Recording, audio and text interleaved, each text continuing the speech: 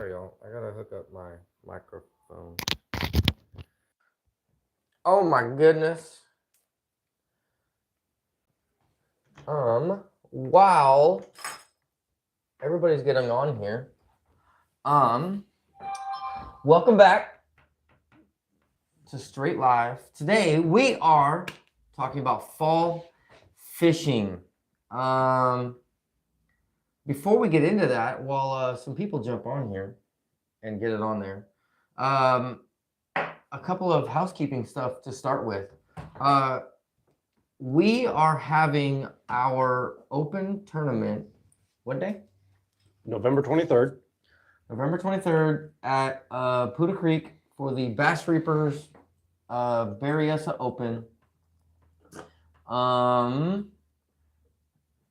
It's $120. 50. You talk. It's $150 to enter.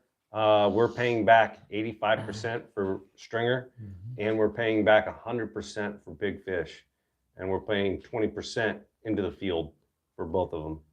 So it's going to be a lot of money, a lot of fun, a lot of good raffles. And the big fish fee is out It's of the 30 150, right? Yeah. So it's $30 big fish per boat, and 100% of that is getting paid back. Correct. And then you got your 120, and 85% of that's getting paid back. Yeah. So there's going to be some money moving around.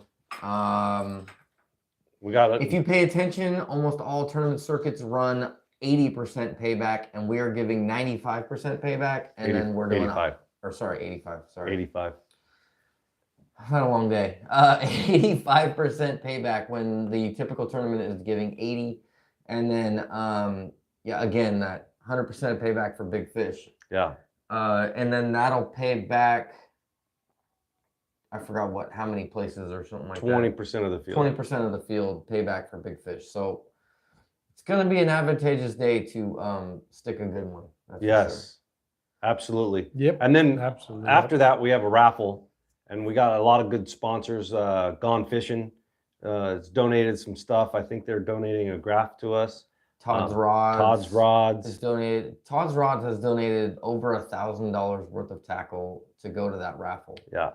So there's plenty of good stuff that's going to be in there, and that's not even. I mean, there's Chick-fil-A gift cards. Yeah. There's a boat service or something like that. A boat service kit or something like that. Berryessa Marine, right? From Berryessa Marina or Berryessa Boat Repair. That's it. Which I've dealt with recently and was quite impressed when I had to get the lower end replaced on my boat. Yeah. And a couple other ones. I don't know why I'm blanking on them right now. We got a few. We have. But we got several different things that are getting donated. Oh, First Gen Fishing donated some tackle. Yeah. And we're not even done with that list. We still have stuff coming back from that, and we're just waiting on answers from that. So and possible some new sponsors that we haven't had ever before. Yes. So First Gen is a new sponsor. We've never had them before. So we definitely, there's going to be some really good stuff at that raffle afterwards. It's a family-oriented tournament, so we get a lot of times where like a dad and a son come out, or a husband, wife, boyfriend, girlfriend. Like it's just a. There's no points involved. It's just go out and have fun. Yeah, it's a cheap tournament. Yeah, cheaper tournament compared to the rest of them, and it's a really good time of the year. November 19th, which is 23rd. 23rd. I don't know why I keep saying the 19th. November 23rd. I'll leave the numbers up to you. That's because of It's the Saturday before Thanksgiving. Yes. The Berryessa Bass Reaper tournament will always be the Saturday before Thanksgiving from here on out. Yep. It's a good time for it. If you guys want to sign up ahead of time, there is a fee if you sign up at the ramp, and it's cash only. You could sign up ahead of time. You could go to our Instagram, find us there, or bassreapers.org. Yep. That's BASSREAPERS.org, or right there written on it. Yep. Second housekeeping thing while people are getting logged on here is Crappie Closet is having his event this Saturday out of Capel, and I want to say it's open launch. That's what we were. Yeah, it's told. open launch. Entry fee is $50. Top prize is $500 guaranteed. Big fish $25. Check-ins 5:30. Launch at Safe Light. Back at the ramp at 3. 5 fish limit. 10-inch minimum. No dead fish. Kayakers welcome. Registration is with Marlon Carpenter at crappieclosetlures@gmail.com, and then you can pay through Venmo, Zelle. But if you reach out to that, the other thing you can do is you can go to Crappie Closet on their Facebook or Instagram and get way more details than we can provide. Just letting you know it's this Saturday, October 12th, out of Capel. Talking about another sponsor for us. Oh, that is also, Crappie Closet is also a sponsor for the Open also. Yeah. So we appreciate the sponsor, and yeah, so that closet or that tournament should be pretty fun. Various of this time of the year is pretty darn good. And Can wide be open. good. Yeah, Yeah, it's it'll be a good time. It's that. And it's just a fun day, a fun tournament, great atmosphere. It's just a really fun, real good day. So that brings us to fall fishing, Oh, which is our topic of the day. No fall. so how are you starting it? So are we talking about, all right, so the weather's starting to change. Are we going to talk about that phase? Or are we going to talk about it's falling hard? What are we talking about now? We can do whatever we want. Right now, I would say with Indian summer, a lot of people are thinking that it's not quite fall yet, Yeah, but the fish are changing for sure. yeah. Bait balls are balling up. They were all spread out and thinned out, and now you're getting them all balled up. Fish are starting to school up a lot more than they were in the summertime. All right. So you're talking about the fish are starting to school up, the bait's schooling up. Now that it's getting into fall, what is your idea? Where are you going to go? What are you going to be looking for? How are you going to start targeting these fish now that it's getting into that fall time frame? A lot of it for me is cover water. You're going to get pockets of windows where they're active or not active. Even if you have fish sitting underneath an area with a ball of bait, those fish aren't going to fire 24/7. Yeah. They're all in pockets. And I think a lot of it is just either timing it that you land on that or dumb luck. Yeah. I rely heavy on the dumb luck. It's a good time of year to start power fishing, and covering ground, put the trolling motor down, and just start running. So if you're going to start power fishing and start running, what are your baits that you're going to be pulling out that you're going to be targeting these fish in that fall transition? For me, crankbaits, maybe rattle traps, and I mean try multiple from a square bill fishing, 4 to 6 foot, and if you're not, give it a chance. If it ain't working, go a little deeper. You can go all the way down to throwing the deepest diving crankbait made. It's worth. You got to be a little versatile there. Have multiple baits, and then then if that ain't happening, pick up a spinner bait, chatter bait. Just like I say, this is the time of year where them fish they're keying on bait, right? And so sometimes you can just cover ground, and like James was saying, and you'll just from time to time you'll run into them, and you just hope right place, right time. But that's what I would like to do, and then all else fails, you got to slow down. But man, you got to give it if I'm 3 or 4 hours of my day, I'm going to be burning some bank and trying to get that to go. Definitely the time of the year that you can sit on a school waiting for them to fire, or you can just start burning bank and you have just the same odds of running across that. Well, there's a lot of options this time of year. That's what's so fun about the fall, and people say it's the best time of year to fish because you could do that. You could literally sit on a spot all day and having an amazing day, or you can burn bank and just cover mileage and have a great day. There's so many different ways to do it, and the jerk bait. Don't forget about jerk baits. The jerk bait this time of year can just be fantastic, Yeah. especially now that the weather's trying to taper off. That jerk bait might be a big player, so. And what jerk bait would you be throwing, John? I like, one that goes like this. yeah, no, you know what? I throw the, color-wise, I like the Ghost Minnow, that pattern, or something chrome and blue. I throw the, what are the Lucky Craft Pointer 100s. Yeah. And the 110. That's sort of where I'm at. I used to have some luck on the Smithwick Rogues, right? One of my best jerk bait Yeah, days ever. Smithwick Rogue, Clown Rogue. That bait years ago was, This is clown. Yeah, cover that's for the those who clown. Don't know. but that is another bait. The Smithwick Rogue, Clown Rogue, or any of the Smithwick jerk baits is, I would definitely recommend. Absolutely. Suspended, floating, just have a little variety. One of my best ones that I have is the Clown Rogue in their deep suspended. And I've had January, December, January, when the bite really gets tough, I've had some amazing days on, like, of all places, Folsom, with that deep suspended Clown Rogue, and just really has paid off. Yeah.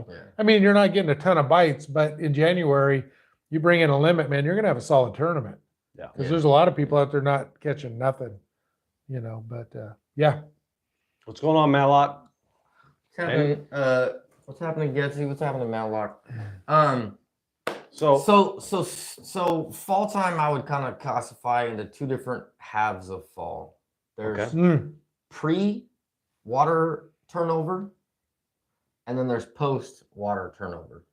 Like the thermocline disappears, all that stuff, right? You have that cool down period where you actually still have that warm water on top, that cold water on the bottom.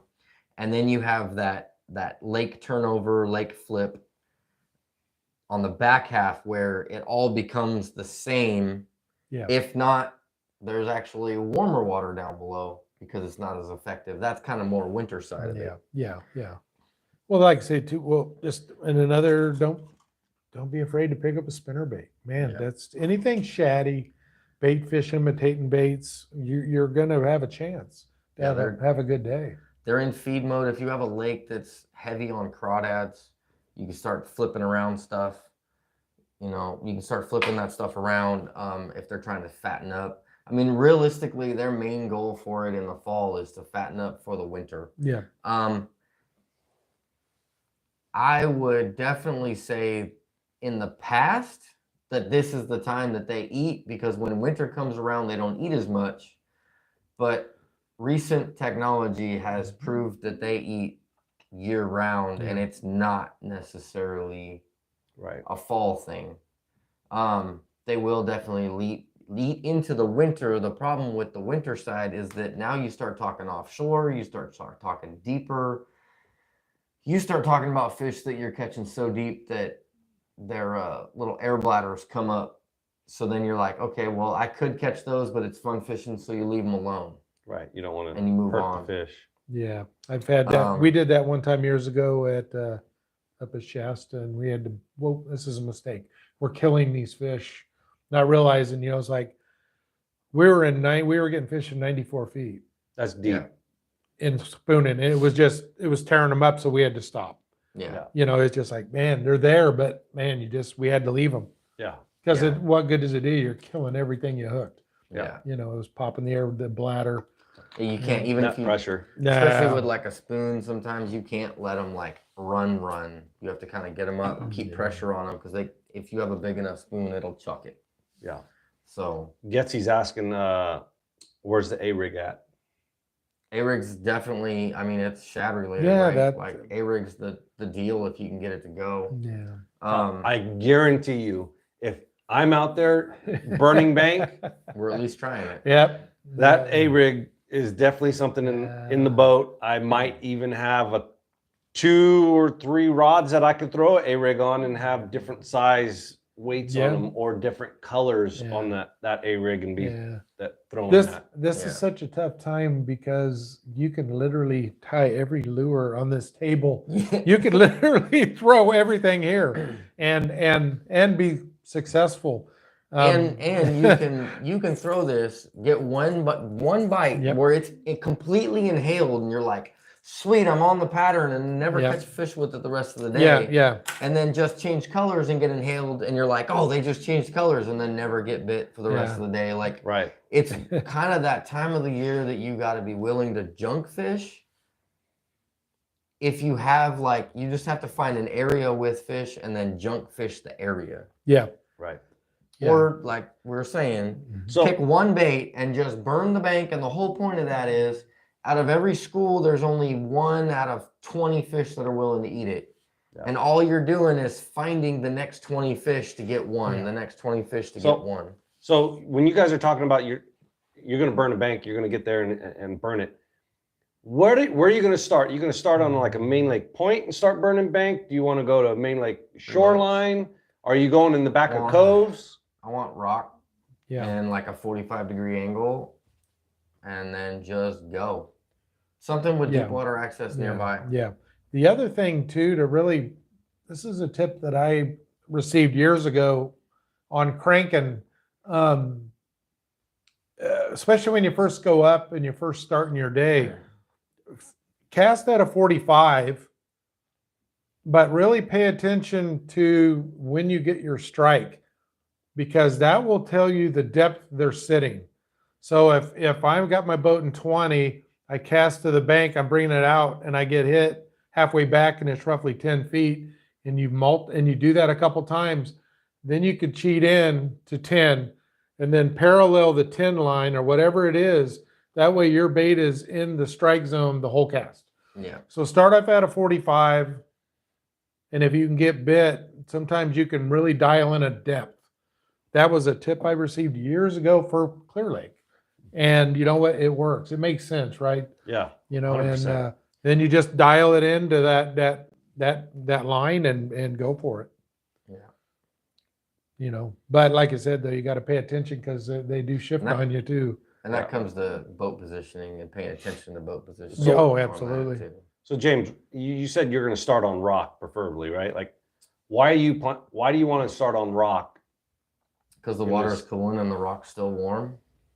So you want that warmer rock where the fish are actually sitting in that and trying to stay warmer. They're trying to huddle around something that was warm, especially if you can get some sun days that are in there and the sun can warm that rock up. Not weeds. Because they're used to, well, it depends on your lake, right? Like if it doesn't have weeds, then you don't have that option. True. But the weeds is basically the same exact effect, though, is that, like, so say it's a really windy day and you're out in a ball field, right?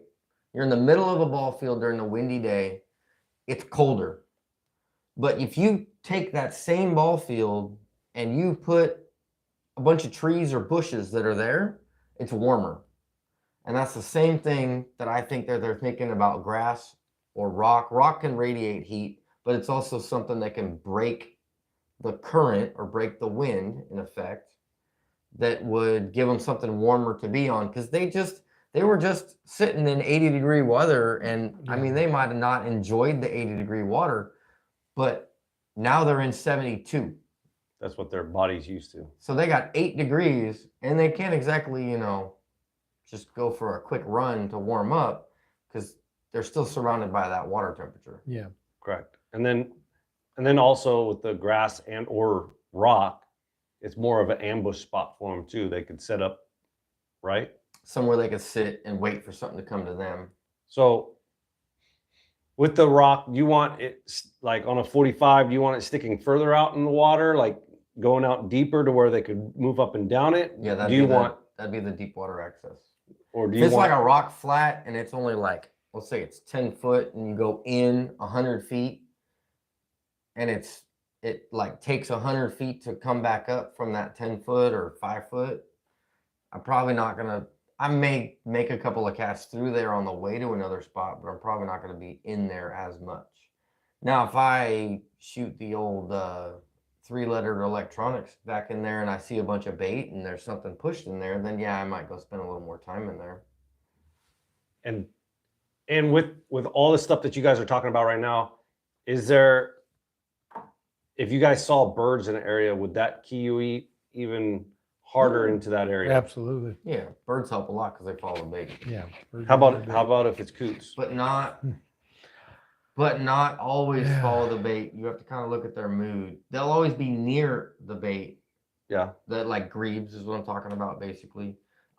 If you can see pelicans are pretty good. Like if you stick around pelicans and pay attention to where they are, that's, I don't think I've ever talked about that, but pelicans are a really good area. If you can get pelicans and grebes and what's those other stupid little freaking, the gnarly looking birds? Cormorants, yeah. Cormorants, whatever they are. If you can get all 3 of those in one location and they're not leaving that location, you better go pay attention and go look around inside there because there's a reason. Yeah, go in there, definitely cast it, and then you're looking at your graphs like, okay, is there bait balls here? Is there, a lot of times you see them, right? The birds are diving and they're coming up and you literally just see the bait. So there's bait right here, very active with the birds that, it's worth your while to make some casts. You can side scan an area and be like, I don't remember this area having so much rocks on the bottom, and none of them are rocks. They're all fish. I'll tell you that there was a time we were fishing fall. James threw out a drop shot with a shiver shot bait, looks like a fish. That was late too. And it took off running, and he thought he had a good one. Oh no! Oh, it was peeling mine. No, no, you're going. This isn't fighting right. I don't know what's going on, but it's not fighting right. You got to try. And then this guy, he goes, I'm going to record this. So he gets out his phone. He hits record. And then we get done with, it was a grebe. Yeah. And he's like, I'm leaving you all on your own. I'm not even helping you. Oh, so grebe was actually very cooperative. Me and the grebe had an understanding. Wow, that's lucky. Got it unhooked. It was actually hooked in the neck. Got it unhooked, got my drop shot unhooked from it, threw it back in the water. Brian stops the camera, and then he realizes that when he stopped it, he started it. Yeah. So we had no footage of that. Back before I used to. That was before YouTube. Before YouTube. Yeah. That was just casting it out, letting it fall. That was actually blind casting over like 60 foot of water or something. Yeah. Yeah. It was exciting though. Yeah, it definitely put a hurting on the reel for a little bit. So you're going to be throwing anything like that? Glide baits, I actually wouldn't throw. This is the 120 glide bait, the little one. I wouldn't be throwing the little one. I'd be throwing at least 6-inch, if not a 9-inch. That whole mentality of they're trying to eat up, right? Right. Trying to get that bigger bait. I think part of that is a lot of the smaller fish are so worried about fattening up themselves that the bigger fish realize that they're looking in front of them, not behind them, and that's what their pickoff time is. Yeah. A lot of, you get the like a jerkbait's that same kind of thing, that like trigger, that sudden move triggering, that they're like, oh, you're too busy worrying about that, I'm going to eat you. And I think that's a lot of why the big fish just are more in play. That blind eat, right? Like, they're not as so you're picky or gun ho. So you're going to be throwing A-rig. You guys are going to be throwing jerk baits, crank baits. This is the time of the year that spinner baits, maybe everything in my boat. Yeah, it makes it hard. Like a whole. So you're going to lose some speed. Oh yeah, I just went to Clear Lake and what was it? 76.2. I weighed all my tackle after I took it out of the boat, and I was like, man, that's more than I normally do. It was 76.2 pounds. Just your stuff of just tackle. And 18 rods. Yeah. 15 bait casters and 3 spinning rods. So let's just say I was super confident on what was going to get bit. And so you're telling me I need a bigger boat? I only caught fish on 2 of those rods and 2 of those baits. Yeah. Like I could have left 76 pounds at home. But the problem with this time of year is this is in play, right? Everything here is in play. That's the hard part, is trying to figure out, maybe getting a little fortunate in the morning, getting Yeah. a few bites early, sort of to key you in. Because right now you could literally catch fish, like we were saying, from dead shallow to suspended in 100 foot of water. It just, And so, man, it's everywhere. So some of that, in my opinion, on that would be, okay, I brought everything in the kitchen sink. I brought everything but a Ned rig. And while I was there, I actually went, crap, I wish I had a Ned rig right now. right? But the You other know, you half of just that said is that, you right? overcomplicate things and you spend too much time throwing 10 different things instead of figuring out the bite of a couple of different things. Right. But the other half of that is you can be on a really good bite with a crankbait and catching a lot of fish, but there's no quality. Right. Where do you go to from there? How do you get the quality on that? You just kind of are going for bite. The fall time is, and you also get those days where Saturday was amazing, Sunday completely sucked. Or it could be Saturday was horrible and Sunday was Yeah, you a never great know, day, right? right? Like, you just don't know. So you guys are going to start burning the bank. You guys are going to start using everything you can. What happens if you're not catching fish now? What are you guys going to, how are you going to? Am I in a tournament or not in a tournament? And what time is it? Tournament. Oh, damn it. I'm going to say tournament. I would say I went home. I know. You know what I'm going to do. What are you going to I'm do? running home to mama. I'm grabbing my Carolina rig, Going and Carolina I'm rig. going dragging. So are you going to be dragging I'm- along the shoreline, or are you going to be dragging, are you going to change your tactic? I will start offshore bank, but out deep rock, like deeper 15, rock, 20? 15 So to 25. We'll use Berryessa as an example. Mm. Because that's a really good lake right now. And it's kind of generally there. Berryessa or like Maloney. You haven't fished Maloney's very much, have you? No. Well, so Barry would be a little different. I would be fishing a lot of points, main body. I like the main body. I'd be working a lot of points and pockets and to try to get it going. And then again, you're still trying to figure a depth, right? Yeah. Like, okay, well, I got bit in 25. Let's key on that for a bit. If you can repeat that bite, then you sort of have a pattern.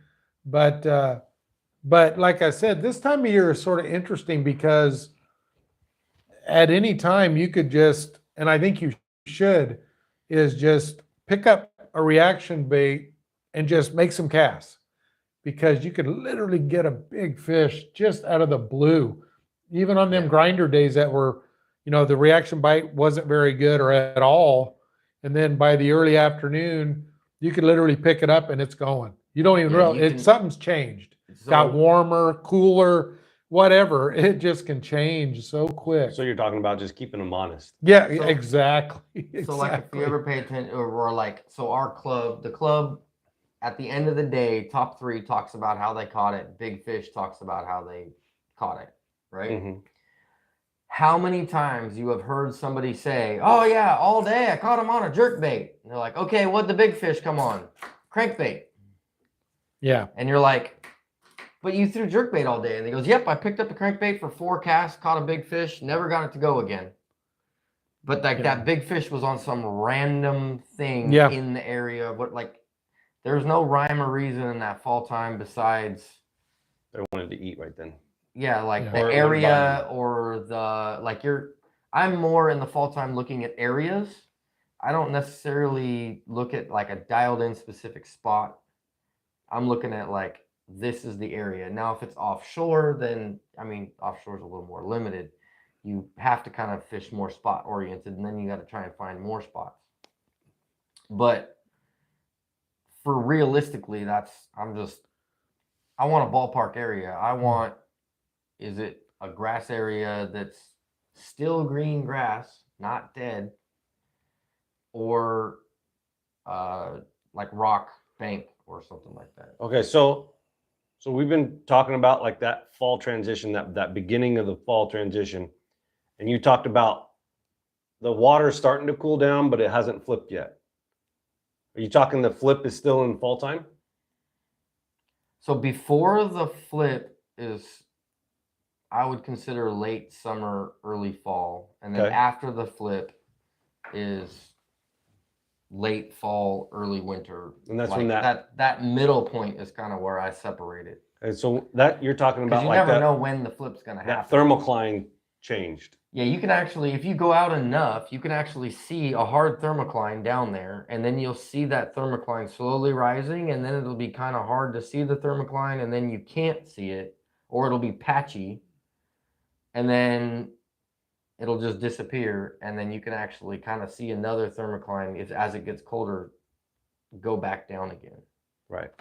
So now that the thermocline or the water's flipping, the lake's flipping, how are you guys attacking the water? Don't fish underneath the thermocline. Whatever the thermocline's at, stay above it. Typically. Yeah.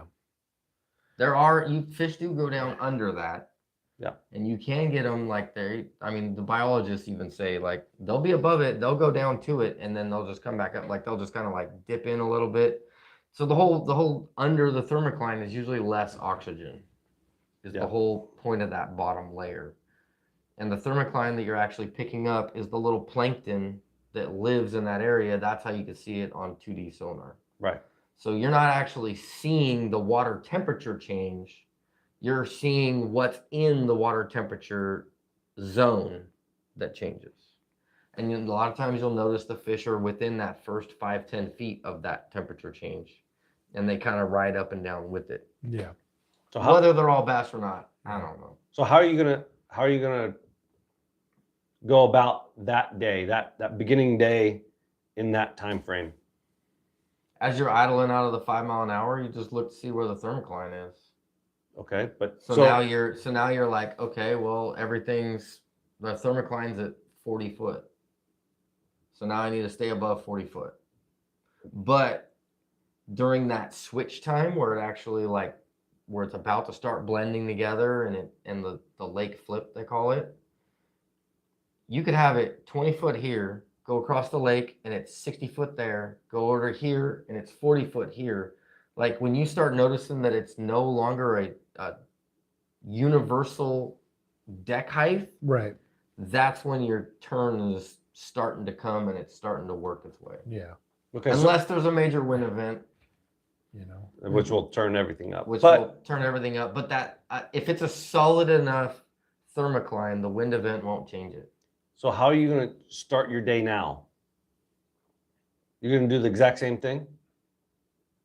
You're going to grab some of these baits and just burn bank? Right now and early? No, late. You're talking more later. I'm talking about now that fall transition. It's transitioning, and you're seeing the thermocline change. That lake's flipping. I change. I go to more of slow warming techniques, and that's when I start thinking about getting my spoons out. Okay. I love throwing a spoon.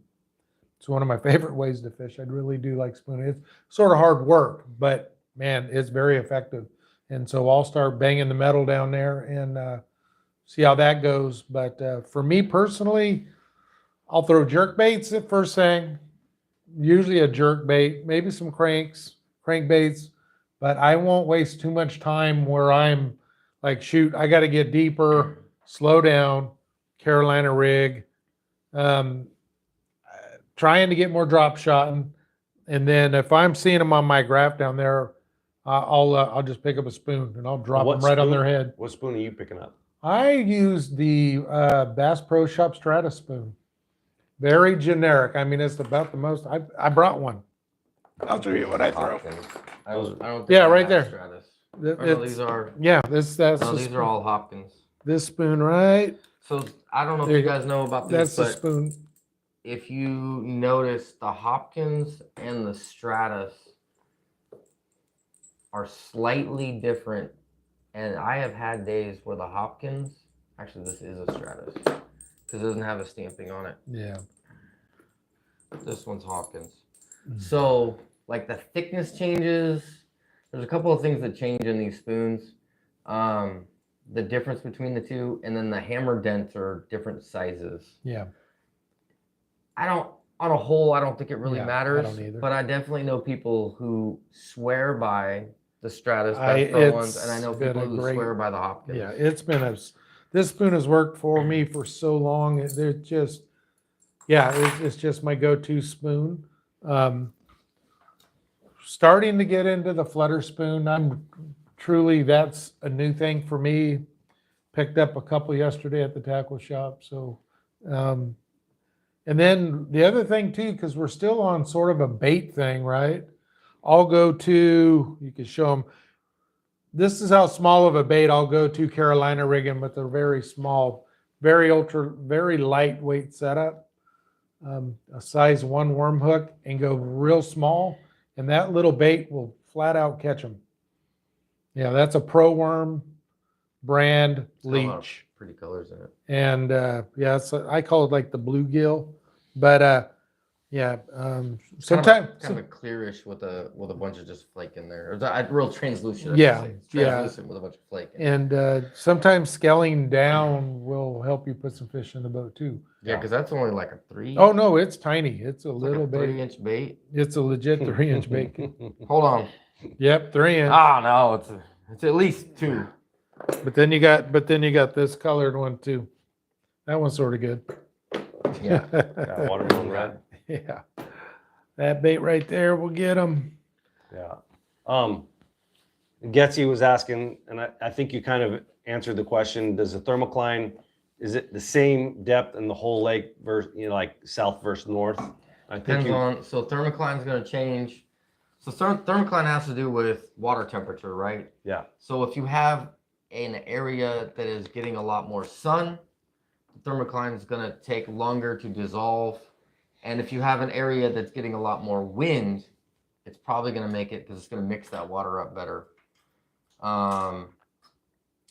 So basically it depends on your sun and your wind direction, and that'll change all that stuff. But Yeah. basically you have to kind of, as you're idling into your spot, you look at where the thermocline is as you're idling in. Like you shut down and you're idling, And see what, you can see where it's at. You just have it on 2D. yeah.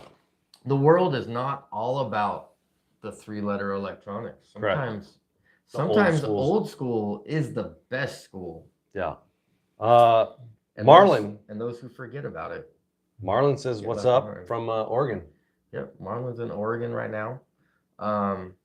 He'll be back, obviously, for Saturday, though. Yeah, definitely For for the Saturdays for the tournament, right? So if you guys want more information, if you guys tagged in late, if you go to the beginning of this video, I break down all of crappie closet stuff in the beginning of this video. Well, the other thing too about later fall is I'll start getting steeper and steeper banked too. The big flats, I mean, you could still catch them, but for me personally, I seem to have better luck targeting more canyon Type. deep points, more the type banks are steep. And it doesn't have to be rock. Rock is good, but I've got on some bare dirt banks, but they're steep and I've caught a lot of fish. So with But that I like that same- 30. So I'm like going 30 to 40.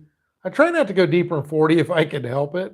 Yeah. I try not to. for the fish itself. Yeah, but yeah, usually I want something a little steeper. And those fish, I think it's just easy for those fish to move up and down, right? Yeah. They can just go up and down. They don't have to like migrate way out on a flat to finally find the ledge. So I think later in the fall, I think the steeper stuff just produces a little bit better, in my opinion. So now I take that into consideration, the steeper banks, especially if there's rock or some sort of structure that's on there. Mhm. And I actually like them with a little shelf on the bottom, or like a gut. Let's say it's like the inside of something where it comes down, that bottom gut, you can just see them on side scan, just speckled on the inside of that gut. Hmm. So you can actually go out where you looks like you're fishing in the middle of nowhere, but you're really fishing a school that's out in the middle of that. Yeah. And then during certain times of the day, that school will disappear, and that's because they're up on the walls. Yeah. So they'll move around throughout the day. It depends. That's bait related usually places. Yeah. Okay, so talking about that, if you get into a spot, you're seeing fish on your sonar, say 2D, whatever, and you start fishing, you start spooning, you start dropping stuff around, and you start catching fish, and you start catching, say we're at Berryessa, you start catching like pike minnow, crappie, bluegill, or even those catfish. Are you going to leave that area? So I- how far are we in on this? I would know We're there's 40 bass minutes there in. too. We're 40. But it would be hard to leave because there's a reason why they're there. So, there's bass mixed in there too. I would at least give it some time to see if I can scrape like we did. We stuck it out. We were able to put enough bass together to get a decent limit. But, after a while, if you're just not getting any bass and just all the other species but a bass, then I would have to move. I will say that in the fall time when they're offshore, if I have an area where I'm catching mixed species, that is traditionally where my kicker comes from in that day. It's usually where the kickers come from. There are not going to be many of them. No. And if you can get that bite, if you don't get that bite, then you still caught other fish. So what are you throwing to get that bite? Half the kickers in the area have been on freaking drop shot. Like, not even like a big bait thing or anything. It's just drop shot. I'll tell you a technique that Mike Nicolai is the best at. Is that what's that, Nico rig or Neko, whatever you call it? Neko rig. So he would literally, he'll outfish me consistently 15-1. Really? And he's in the back of the boat. So He'll just see a couple blips on the bottom. He'll vertically drop it, start shaking it, fish. And I would try to duplicate it, and I can't do it. I don't know what he does, but man, that bait and that setup is very good on them deep fall, winter fish. Unbelievable technique. And or this bait right here. You're like a dart head. Dart head, shaking a dart shaky head. head. Oh, man. So my personal opinion with that is bass are lazy. They want a free meal. And you got all these pike minnow and smallmouth or bluegill or crappie or whatever running around smacking this bait and this shad. And you just have this thing that fluttered down to the bottom. Same reason why flutter spoon works. And all I'm doing is I'm picking a bait that falls slow so they can see it coming and then let it hit the bottom and dead stick it. And they swim over to it and they're like, oh, you know what? I'll just eat it. I already made it over here. And if you start paying attention to people at this time of the year when they're, like I said, they're throwing that random bait, it'll be on a Cinco that somebody cast it out into the middle of the abyss while they retied another rod. Yeah. And that's that same mentality of they're watching it fall down and they're like, you know what? I guess I will eat that. And they roll over to it and suck it up. I've seen that at Berryessa, and it was during one of the opens years ago. And I was in Reaper Cove. I think it's called Haynes Cove for real, but we call it Reaper Cove. It's in the Narrows. And there was a boat. They weren't in the tournament. It was a husband and wife just out fun fishing. And he shot a cast out with I think a Cinco. I can't remember the bait, but he backlashed. He just peeled his backlash out. The bait went straight to the bottom. Finally got his backlash. Then I'm literally a point. I'm watching this. He sets his pole down. He's messing around doing something. He picks his pole up and starts reeling. It gets heavy. He sets. He catches a 12-pounder. Ooh. So it was just that happens, right? Just dumb luck, but man, does it happen. You try to duplicate it. No, you can't. It just was it was his time, man. And he literally, if he doesn't backlash, he doesn't get that fish because he just vertically dropped her because it was in deep water. And it just, what a monster. That thing was huge. Yeah. Yeah.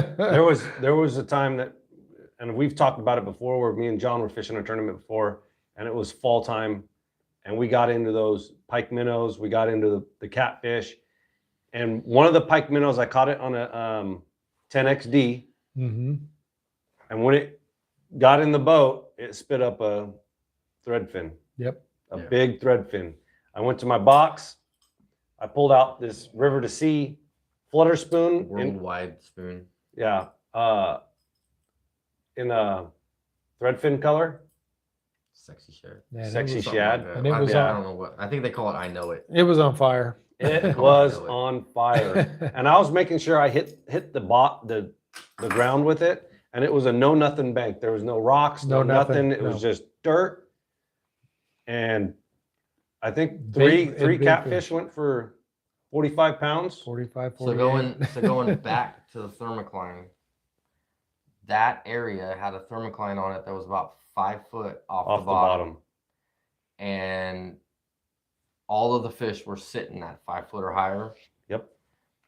And this bait would basically, you'd be underneath that thermocline working this thing, and the bass would come down and eat it.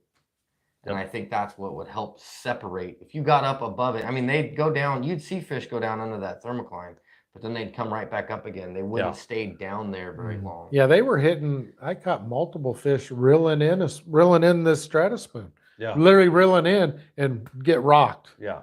You know, just coming right through them, right? Yeah, Like you're that. sitting there, so you're underneath them, right? And then they're sitting at the thermocline, and you rip up through them. Yeah, All of a sudden, they're like, "Whoa, what was that?" And now it chases on. yeah. Just triggered the bite, a reaction bite. Yeah. And what do we catch? 10 catfish, 10 pike minnow, like up to like 8-9 pound pike minnow. Like Yeah, it was crazy. it was crazy. And then in that we caught over a limit of fish. Yeah, we got our limit there, and you had one that was, I had a 3 pound smallie, Yeah. and you had a 3 3/4 pound spot Yeah. that took big fish for the day. Just solid keepers in Yeah. there. Solid keepers in that whole thing of catfish, pike Spread out. minnow. And they're all spread and out. that all happened in like 3 hours, 3.5, because it was a short day, Yeah. and we had spent the first 2 hours somewhere else. Yeah. Burning bank. Yeah, Burning that- Bank. And that goes back to the gut thing that you're talking about, Yeah. where like you don't think there's nothing out there. And that's earlier I mentioned you're on side scan and you're like, I don't remember there being rocks here. Right. They're not rocks. That's why they're not afraid to sit on the bottom mud button to the bottom Yeah. or cruise around. So if you have the beautiful electronics, you can actually see them slow rolling along the bottom. Like the dots don't hold still; they just keep slow rolling, and then they'll just like they're almost kind of just cover an area looking for something to suck up. And that's where your dead sticking or your dreaded Ned rig comes into. Would you play. throw a jig instead of a Ned rig? Jig's a good option too. A lot of the times, a lot of people lean to the compact jig. And I think it's just that smaller profile. It's not as offensive, right? You throw a really big jig in 30 foot of water, and they're going to be like, yeah, that crawdad's tucked in a hole because the water's getting cold. Why would he be out here in the middle?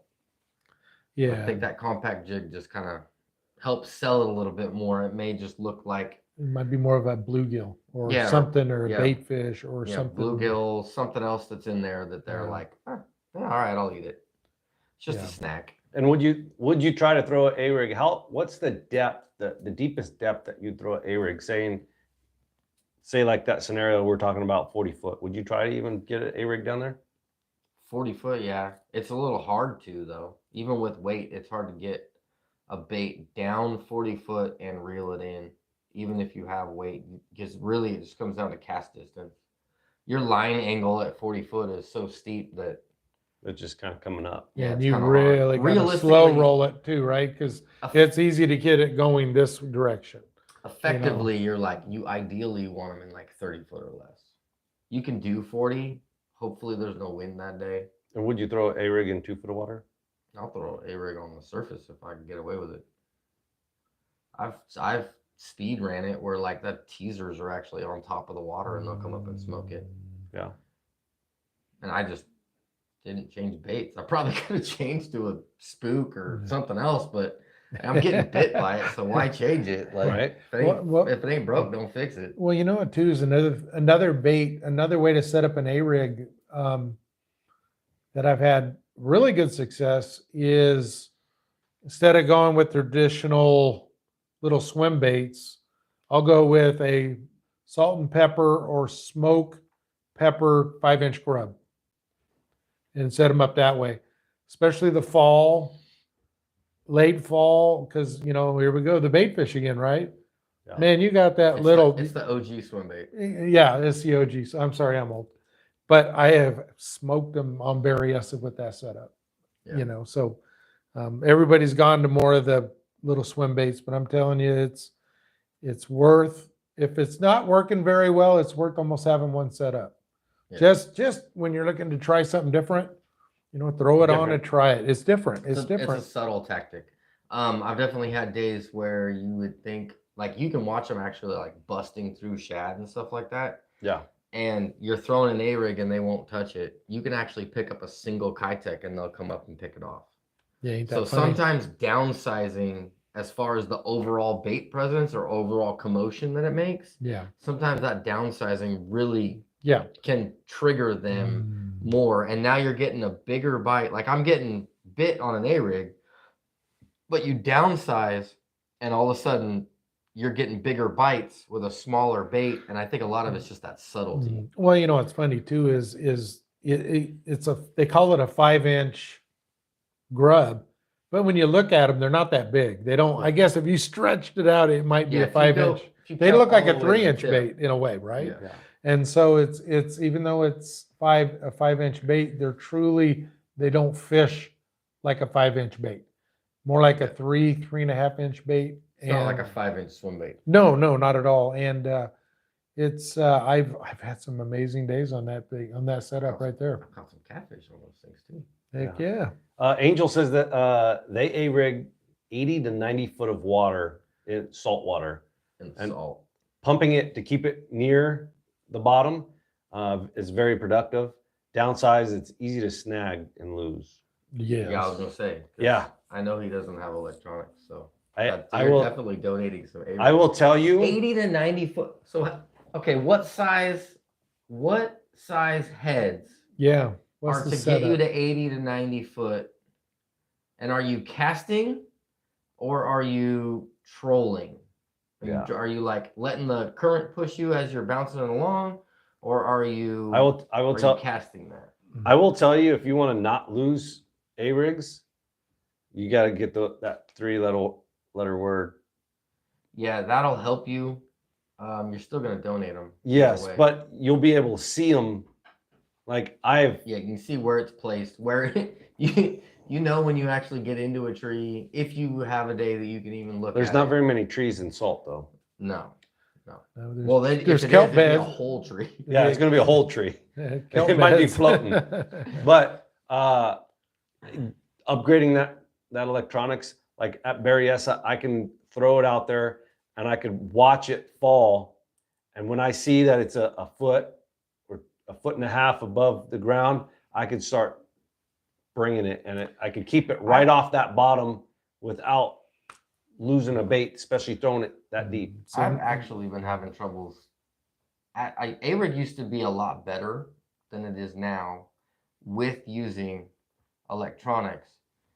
And I'm actually kind of wondering if the reason why it was better is because when I didn't know how deep it was, I kept it higher in the column.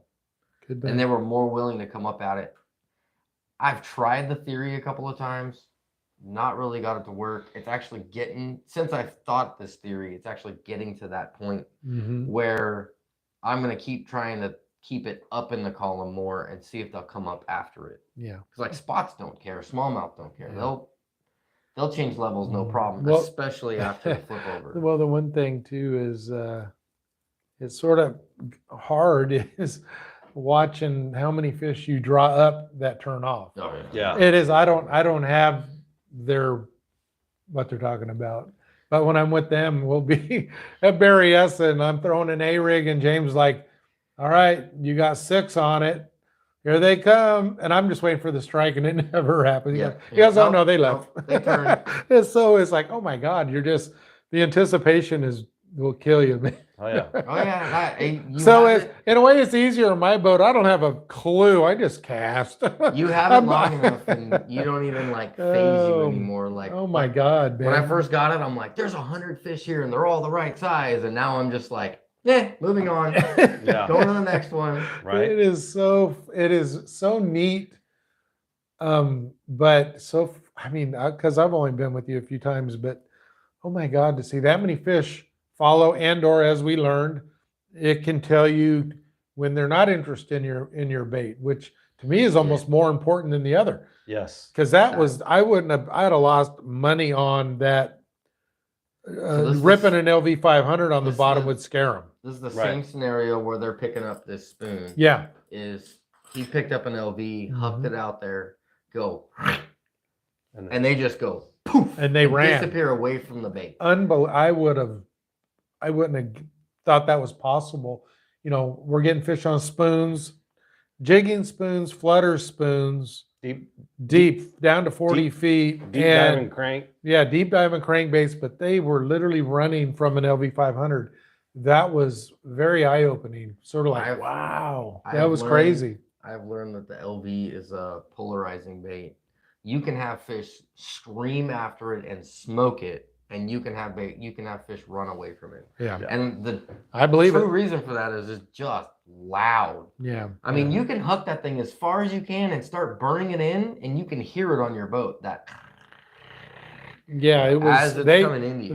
They acted like it was fingernails on a chalkboard, man. Like, oh my God, let's get out of here. Don't you have a story of a A-rig, or not an A-rig, but a LV coming out of a tree? Well, my brother. Yeah. That was a rattle trap. Oh. That was a 3/4 rattle trap. My brother ties this thing on. Might have been a 1 ounce. 3/4. I think it was 3/4 rattle trap. Ties this thing on. Berryessa was high water. Chucks it out there. It gets hung in a tree, and he's going yard on it on the front of the boat, and he yanks it so hard, and it comes undone, and you heard this 3/4 rattle trap, silver and blue, go and smacks him in the stomach. Oh no! So hard that you could see the perfect imprint, including the hooks. Oh my God! And it sounded like you just went pow. Like you couldn't hit him hard enough with it. But I have never heard a rattle trap go through the air while making the rattle noise like that. It literally was. Nope, that's a new one. And he was hurting. It was a welt, like a full welt for I don't remember how many hours. And I was dying laughing the whole time. 1/4 ounce. Okay, this is the A-rig question. Angel answered back. In salt water. In the salt water for 80 foot. 1/4 ounce on 4 of them. Half on the 5th one. So I'm guessing that's the middle one. Yeah. So 4 1/4 ounce, that's an ounce. So that's an ounce and a half total weight plus the rig itself and the baits. We casted it, but work structure small area. Use electronics 2D spot locks. They never use chandeliers out there. Luckily, it's getting talked about where there's not many people in your area. And we've learned to fish near structure. Apparently I can't read today either. I can't talk or read. I mean, that makes sense. That's an ounce and a half weight. Yeah, to get down there and but they got the that's current. hooking. Well, plus they got the current depending on what their tide is doing, right? And I'm sure that's like an inshore rod or something, a little bit bigger rod. Yeah. Not like a 6 foot. Probably like it's probably like a like a sturgeon rod. Yeah, but that'd be really fun though. Yeah. Oh, shoot, yeah. We still need to go down there and do that. We do need to go down there. Salt water. It'll be springtime before I can make it down there. I don't mind. Sure. I don't mind salt water. Yeah, I'm good with saltwater. Yeah. I just had a lot of life stuff come at me in the last 6 months. So Mm-hmm. would you like these kind of spoons too, James? Or I personally, so this is the fat spoon or something like that. It's got that bigger body. I actually don't like this one. And the reason why is it gets hung up a lot. I do throw fluorocarbon braid leader, and that might be the difference. You might have to go to like a thicker fluorocarbon or something. or a mono? Or a mono to possibly get these not to wrap up, but they do wrap. The ones that I like throwing are this typical style. I'm just gonna get the whole dang thing. It's the thinner bodied one. You can tell. These are the ones that I prefer to throw in either one of these two colors, either electric chicken or I think this is called Morning Dawn or something like that. And then they have this other one called Sierra, which is kind of a blend between the two of the electric chickens and Morning Dawns.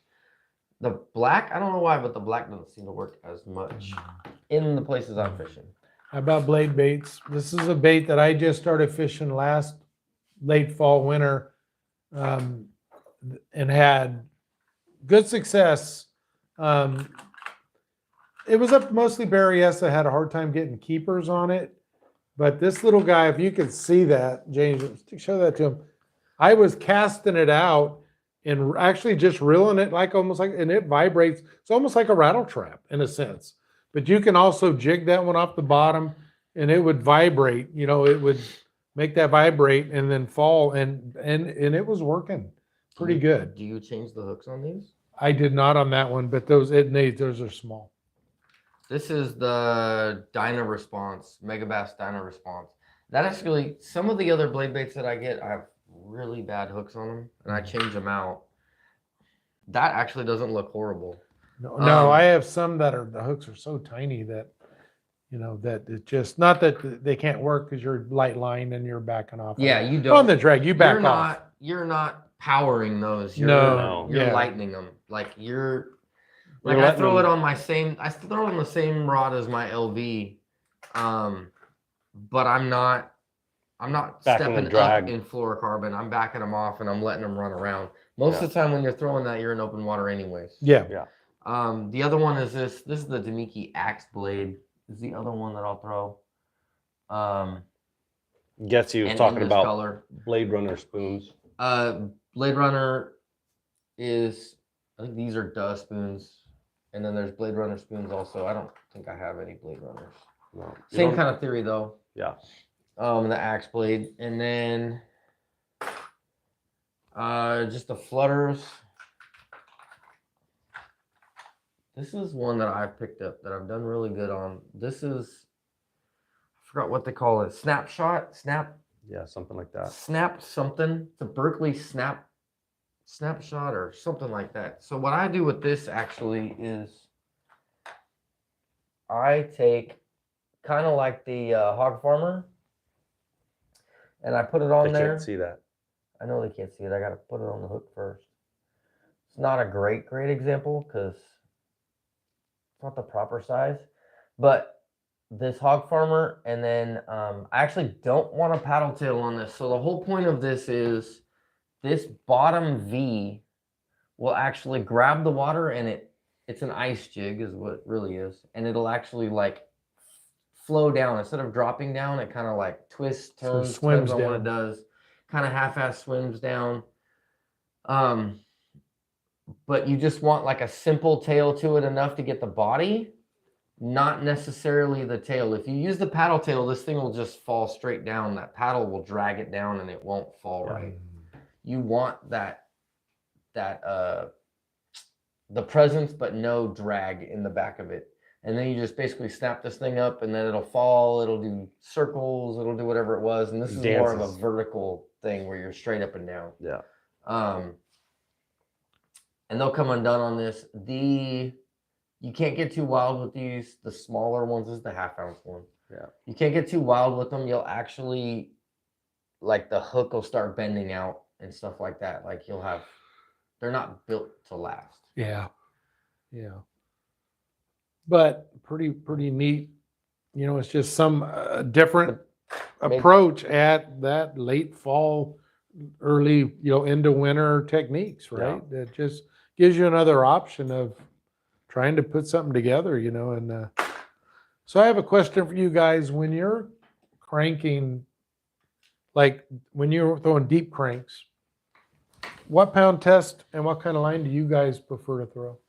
Are you trying to maximize your depth, or do you do much deep cranking, or? I don't do much deep cranking myself. So, but line diameter makes a big difference in depth. It kind of depends on what target you're targeting, what depth you're looking for. So I've been with one of the guys and this is the good thing about the bass club, right? I've been out with a couple of guys, and one of the guys in the fall into winter, he'll pick up a 10XD. It's the reason why I bought a 10XD, because I was like, man, those things are huge. I don't know. Huge. Right? Like, it's hard to throw them. And he was catching fish with it, right? He caught fish with it at Comanche. He caught fish with it at Berryessa with me. And I'm like, man, I got to get on this. And so what I do is I want it to get that depth, right? So I have a glass rod that I found, literally.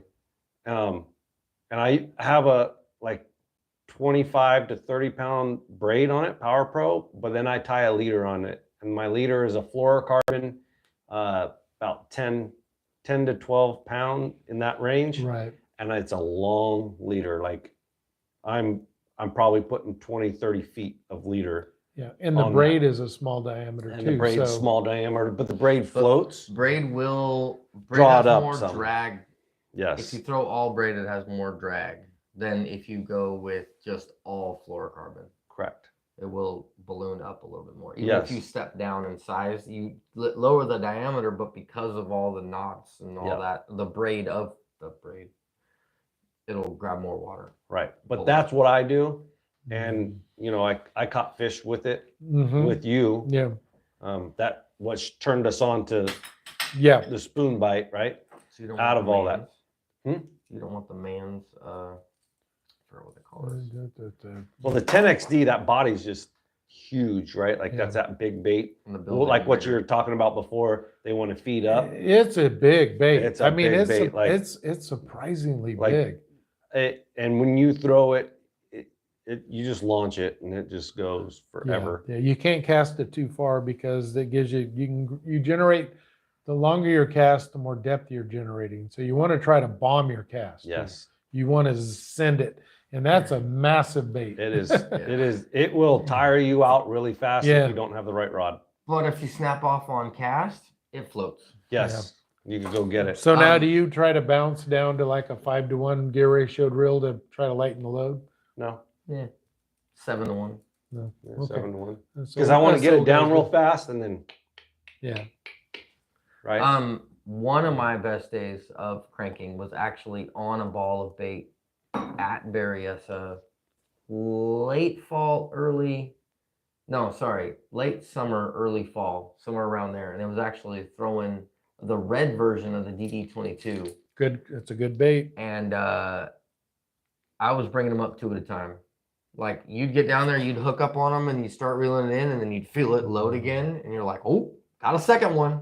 Like they were trying to eat it out of the mouths of the other one. And you're coming up with 2 on the hook and there's 3 behind it.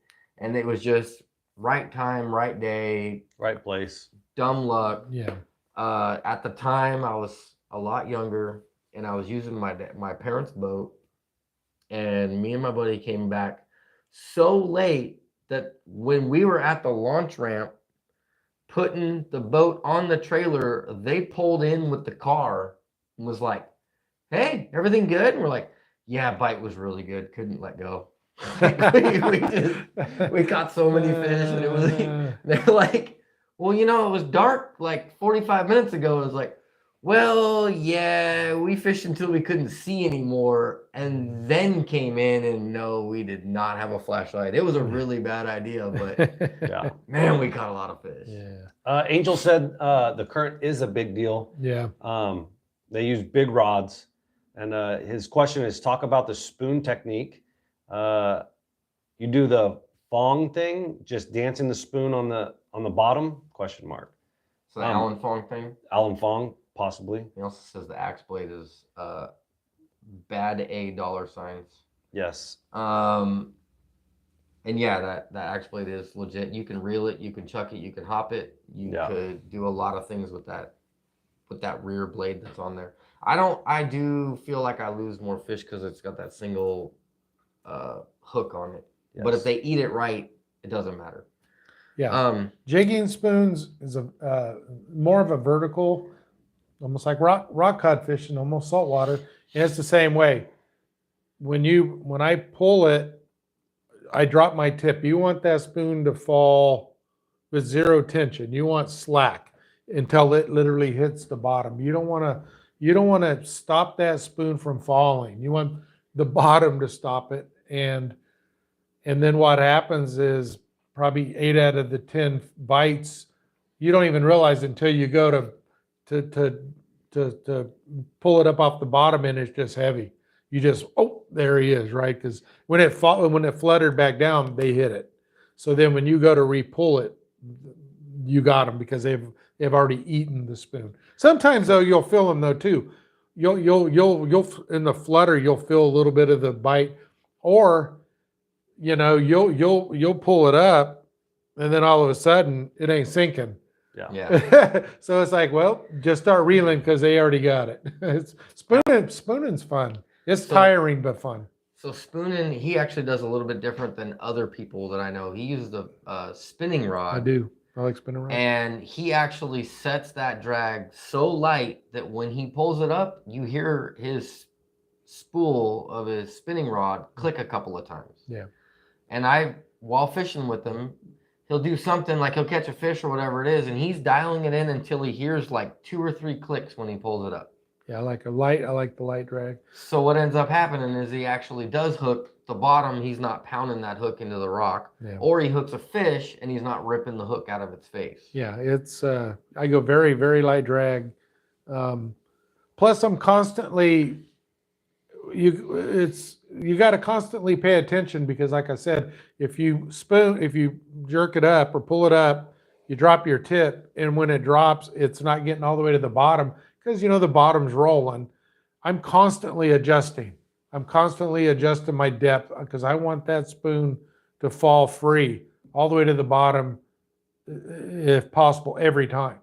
And like I say, you're constantly doing little adjustments.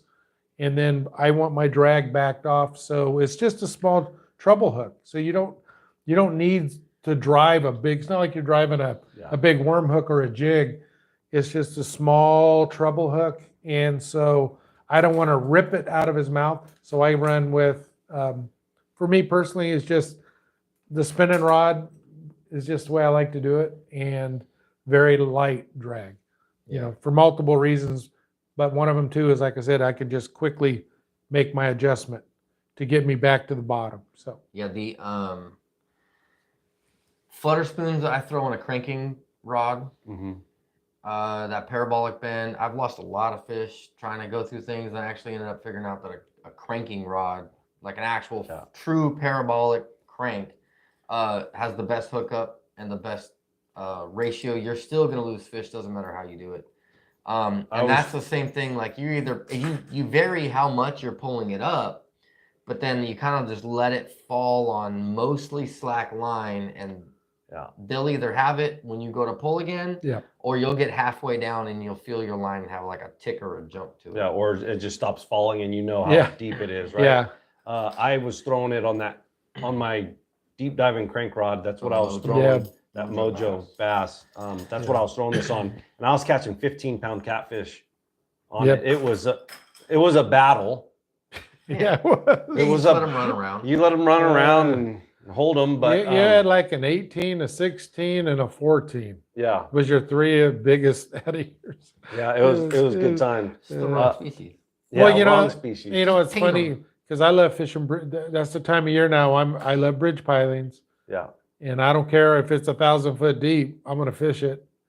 And that's the other where when you're fishing the thermocline, right? Yeah, absolutely. And then you watch your baits, no matter what it is. You could be shaking a worm or a spoon, whatever it is. pay attention to your line because let's say you're in 150 feet and I'm down there fishing like 30. And then when you drop your tip to let it free fall a little bit and it's just all of a sudden you got line slack on the surface, you got to fish. Yeah, it's already there. Because it's way down there to the bottom. You ain't near the bottom. Yeah, Angel said yes to Alan Fong videos. He dances the spoon on the bottom. I've only done it vertical as he describes, but the dancing Fong thing is weird, but apparently successful. I'm gonna have to look into that. Yeah, I'm not sure on that one. There is a tactic. I'm gonna guess what he's talking about is when you take your spoon and you basically kind of almost make it flip flop on itself. You're not actually like picking it up and letting it flutter down. You're kind of just walking it back and forth on the bottom. I'm gonna guess that's what he's talking about.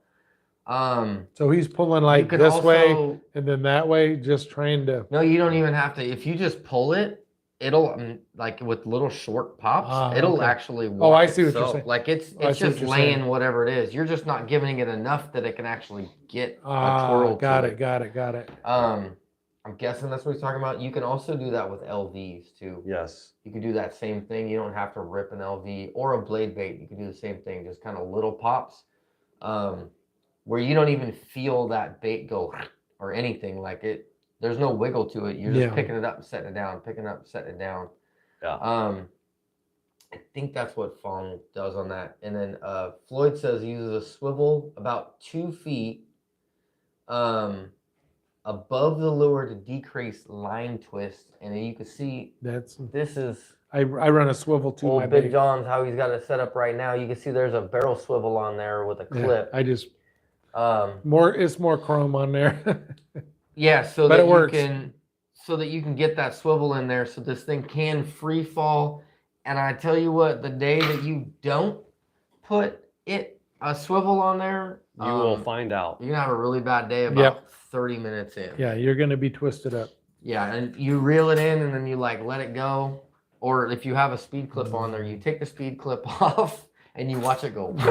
Well, something that's another, it's funny. That's another reason why Carolina rig works pretty good through the day. It doesn't get wrapped up because it has a swivel, right? That's why I pre-tie all my drop shot rigs. I know nobody does that, but I do. I pre-tie drop shot rigs because it has a swivel. I'm controlling my twists because I like the leader. And I don't know if that's just an old school thing, but it's just something for me that just works. My drop shots don't twist. Yeah. Well, you're on braid. No. Oh. Well, just that braid, that does help. Running braid on a drop shot or running braid on these things does help reduce twisting. Yeah. Because I'm a monofilament guy. They twist. Some of that is how you tie your hook on, what varying you have on there. He ties a loop knot. Drop loop. I think it's called drop loop knot. Yeah. And that lets it pick a side so it doesn't spin as much, unless your bait makes it spin. I mean, if you put your hook on there crooked or your bait on your hook crooked, it's gonna spin anyways. It doesn't matter what you do. Yes. But with that swivel that you do, you can let it spin all day long. It doesn't matter. Yeah. It's just something for me that just makes it gets frustrating and the deeper you go, the more you're gonna get twists. Dead shallow, it's not such a big deal, but when you're down 20, 30, 40 feet, man, you can just have a day where you're just getting twisted up.